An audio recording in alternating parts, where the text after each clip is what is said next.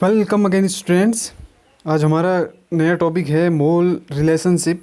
जो मोल कंसेप्ट हमने पढ़ा था लास्ट वीडियो में, जितने लोगों ने भी नहीं देखा है वो लोग एक बार लास्ट वीडियो को देखें कि मोल कंसेप्ट बोलता क्या है। ठीक है, तो अगर वो चीज़ें अगर आपको समझ में आई तो अब हम बताएंगे कि वन मोल किस किस चीज़ से रिलेटेड है। ठीक है, किसी भी सब्सटेंस का आपने वन मोल बोला तो उसका मतलब क्या है, हमने बताया तो था कि जो 6.022 इंटू 10⁻23 पार्टिकल्स उसमें होते हैं। ठीक है, जैसे हमने बोला था वन डोजन में 12 आइटम्स होते हैं। जैसे हमने बोला था वन स्कोर की बात की थी हमने। ठीक है, तो इस तरीके से हमने वन मोल की भी बात की। तो वन मोल में हमने बोला था अगर नंबर ऑफ आइटम्स की बात करें तो आप बोलते थे 6.022 इंटू 10⁻23 आइटम्स। ठीक है, तो आप जैसे देखते हैं कि अगर वन डोजन बनाना बोले या वन डोजन एग बोले, इनका मास तो क्या होगा, डिफरेंट होगा ना। वन डोजन बनाना अलग चीज़ है और वन डोजन आपके एग्स अलग चीज़ हैं, तो इनका मास डिफरेंट होगा। तो इसी तरह हम देखते हैं यहाँ पर किसी भी सब्सटेंस का अगर आपने वन मोल बोला तो वो किस से रिलेट करेगा, उसके मास से रिलेट करेगा। ठीक है, उसका जो एटॉमिक मास आपको दिया होगा वो उसको किससे रिलेट करेगा, वन मोल से। ठीक है, तो यही हम देखने की आपने वन मोल बोला तो मास से क्या रिलेशनशिप होगा, वन मोल बोला तो आप नंबर ऑफ मॉलिक्यूल्स कितने होंगे, वन मोल बोला तो नंबर ऑफ एटम्स कितने होंगे, या वन मोल बोला तो आपने वॉल्यूम कितना होगा उस सब्सटेंस का।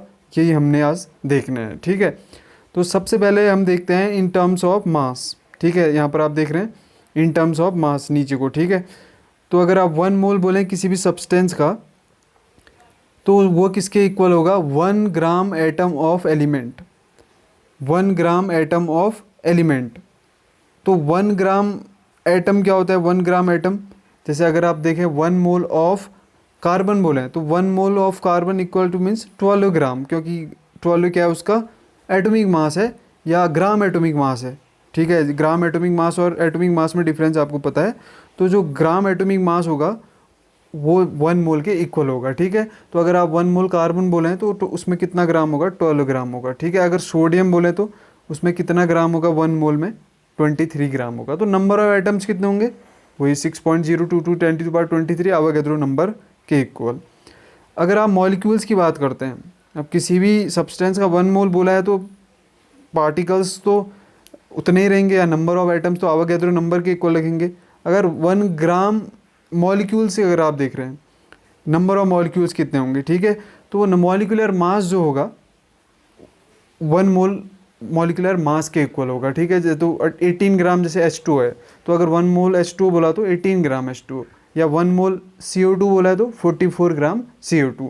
तो H2 का आप देखते हैं ना, आप इसका मॉलिकुलर मास निकालेंगे कैसे आ जाएगा, H2 हाइड्रोजन 2 हो जाएगा प्लस ऑक्सीजन 16, तो कितना आ जाएगा 18 ग्राम। ठीक है, तो इसी तरह कार्बन डाइऑक्साइड का आपने कार्बन का 12 हो जाएगा, ऑक्सीजन का 32 इंटू 2 हो जाएगा, तो 44 ग्राम आ जाएगा। ठीक है, तो आप इस तरीके से आप बोल सकते हैं 1 mole carbon dioxide means 44 gram of carbon dioxide. तो ऐसा भी समझ सकते हैं 44 ग्राम कार्बन डाइऑक्साइड में कितने नंबर ऑफ मॉलिक्यूल्स, अवोगाद्रो के नंबर के इक्वल, यानी कि 6.022 इंटू 10⁻23। ठीक है, इसी तरह अगर आपको फार्मूला मास दिया हुआ, अभी हम बताएंगे आपको फार्मूला मास क्या होता है। जैसे जो आयनिक कंपाउंड्स होते हैं उनके लिए मॉलिकुलर मास नहीं आता, उनके लिए क्या आता है, फार्मूला मास आता है। ठीक है, वहाँ पर जैसे NaCl है, NaCl अपने आप में कोई मॉलिक्यूल नहीं है। NaCl क्या है, एक जो सोडियम क्लोराइड क्रिस्टल है उसका क्या है, फार्मूला है। ठीक है, तो उसके लिए फार्मूला मास आता है। तो अगर हम देखें 1 मोल ऑफ NaCl बोलोगे तो कितना ग्राम NaCl, जो फार्मूला मास होगा NaCl का। तो फार्मूला मास कैसे निकालते हैं, जो उसका फार्मूला है उसमें जो नंबर ऑफ एटम्स है उनका एटॉमिक मास आप ऐड कर दो तो वो क्या आ जाएगा, उसका फार्मूला मास आ जाएगा। तो NaCl का हो जाएगा, सोडियम का 23 होता है और क्लोरीन का 35.5, तो 58.5 ग्राम NaCl। ठीक है, इसी तरह कैल्शियम कार्बोनेट है तो 1 मोल कैल्शियम कार्बोनेट मीन्स आप कैल्शियम और कार्बोनेट जो भी इनका जो मास आता है उसको ऐड कर देंगे तो 100 ग्राम आ जाता है। ठीक है, तो ये तो हमने देखा था मास के टर्म्स में। अगर आप वॉल्यूम के टर्म्स में देखना चाह रहे हैं तो वॉल्यूम के टर्म्स में देखोगे किसी भी सब्सटेंस का 1 मोल कितना होता है इन टर्म्स ऑफ वॉल्यूम, उसमें जो वॉल्यूम होता है वो आता है 22.4 लीटर एट NTP। ठीक है, जो NTP पर NTP की कंडीशन है उस केस में जो वॉल्यूम आता है वो कितना आता है 22.4 लीटर। या चाहे किसी भी सब्सटेंस का अगर आप 1 मोल ले लें तो उसमें वॉल्यूम कितना रहेगा 22.4 लीटर रहेगा। ठीक है, इन टर्म्स ऑफ पार्टिकल तो हमने बता ही दिया, in terms of particle 1 mole number of particles 6.022 10⁻23 particle, जिसे आप अवोगैड्रो नंबर भी बोलते हैं। तो अगर आप पार्टिकल बोलें तो मॉलिक्यूल्स की बात करें तो इतने नंबर ऑफ मॉलिक्यूल्स, ठीक है। और अगर आप एटम्स की बात करेंगे तो यही नंबर होगा, अगर आप आयंस की बात करें तो यही नंबर होगा, ठीक है।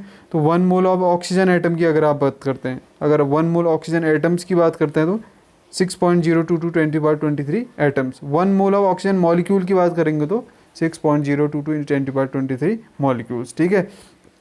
तो ये रिलेशनशिप आपको समझ में आता है तो आप मोल कंसेप्ट से बेस्ड क्वेश्चन आसानी से कर सकते हैं, ठीक है। जैसे एक क्वेश्चन हम यहाँ पर कर रहे हैं, एनसीईआरटी बेस्ड है, आंसर भी इसमें दिया हुआ देखो, calculate the number of atom in each of the following. तो पहला क्वेश्चन आया 52 mole of argon, 52 mole of argon.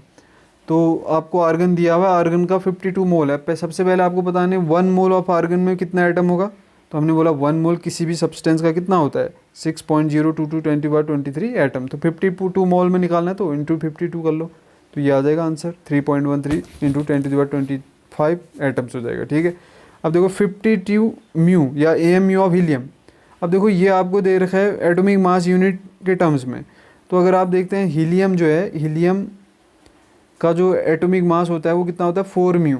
तो 4 म्यू में कितना है, 4 म्यू जो है एक एटम का मास है, ठीक है।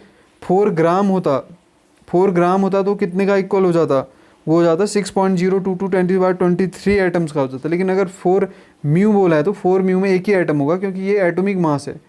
और 4 ग्राम क्या है, ग्राम एटॉमिक मास है, ठीक है। तो ग्राम हम देखते हैं जो मोल रिलेशनशिप निकालते हैं वो किससे निकालते हैं, ग्राम एटॉमिक मास से रिलेट करते हैं, ठीक है। तो 4 म्यू ऑफ हीलियम इनसे 1 एटम, ठीक है। लेकिन 4 ग्राम बोलेगा तो 6.022 10⁻23 एटम्स ऑफ हीलियम। तो आपको 52 म्यू में निकालना है, तो आप क्या कर लोगे, पहले आप 52 में निकालना है तो यहाँ से 1 म्यू ऑफ हीलियम में निकाला आपने 1/4 एटम। तो 52 म्यू ऑफ हीलियम मीन से 1/4 इंटू 52 यानी कि 13 एटम्स, ठीक है। तो 13 एटम्स होंगे 52 म्यू में। तो इस तरीके से आप 4 ग्राम ऑफ हीलियम में भी निकाल सकते, जैसे आप 52 ग्राम ऑफ हीलियम में निकालना है आप, जैसे 52 म्यू में तो कितने एटम्स आए 32 एटम्स आए, 52 ग्राम में निकालना है तो फिर से मोल कंसेप्ट लगाएंगे 4 ग्राम ऑफ हीलियम, क्योंकि अगर हम हीलियम का एटॉमिक मास लें ग्राम एटॉमिक मास तो ये 4 होता है। तो 4 ग्राम में कितने का इक्वल होगा, अवोगैड्रो नंबर के equal, 4 gram of helium equal to Avogadro. तो 52 ग्राम में निकालना है तो क्या कर लोगे, पहले 1 ग्राम में निकालो यहाँ से, ठीक है। यहाँ से 1 ग्राम में निकालो तो हो जाएगा 6.022 10⁻23/4, तो इंटू 52 कर लोगे इसको, तो क्या हो जाएगा, यहाँ से आ जाएगा 52 ग्राम हीलियम में नंबर ऑफ एटम्स आपका सॉल्व हो जाएगा, ठीक है। तो इतना आ जाता है 7.83 10⁻24 एटम्स, ठीक है। तो ये था मोल कंसेप्ट से रिलेटेड रिलेशनशिप। इस रिलेशनशिप को आप नोट करेंगे, ठीक है। और इससे बेस्ड क्वेश्चन एनसीईआरटी बेस्ड जितने भी हो सकें आप उसको सॉल्व करोगे, ठीक है। जब तक आप प्रैक्टिस नहीं करोगे तब तक ये क्वेश्चन क्लियर नहीं होंगे, ठीक है। तो अगली वीडियो में हम कुछ नए क्वेश्चन करेंगे मोल कंसेप्ट से रिलेटेड, ठीक है। Till then thank you, God bless you all.